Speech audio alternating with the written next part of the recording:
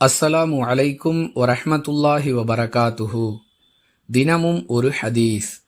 ஒரு மனிதர் தொழுகைக்காக நடந்து செல்லும் பொழுது பாதையில் ஒரு முள் மரக்கிளை கிடப்பதைக் கண்டு அதை அகற்றும் பணியில் ஈடுபடுகிறார்.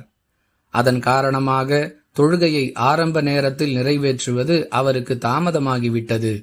இந்த பணியில் ஈடுபட்ட மனிதருக்கு அல்லாஹ் நன்றி செலுத்துகிறான், பாவ மன்னிப்பு வழங்குகிறான் என்று அல்லாஹுவின் தூதர் ஸல்லல்லாஹு அலைஹி வஸல்லம் அவர்கள் கூறியதாக அபூ ஹுரைரா ரலியல்லாஹு அன்ஹு அவர்கள் அறிவிக்கிறார்கள்.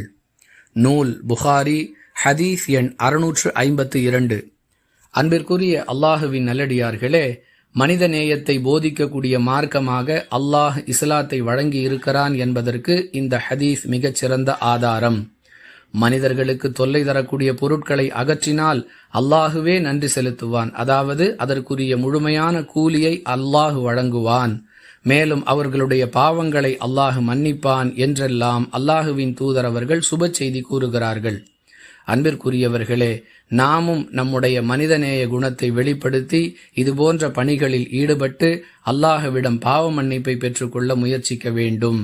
இதனால் தொழுகை தாமதமாகிவிட்டாலும் அது குற்றமாகாது என்ற கருத்தில் அவருடைய தொழுகை தாமதமாகிவிட்டது என்ற வாசகத்தையும் அல்லாஹுவின் தூதர் அவர்கள் குறிப்பிடுகிறார்கள்.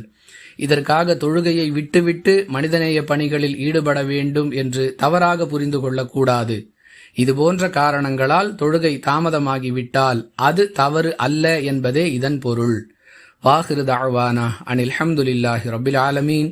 அஸ்ஸலாமு அலைக்கும் வரஹ்மத்துல்லாஹி வபரகாத்துஹு.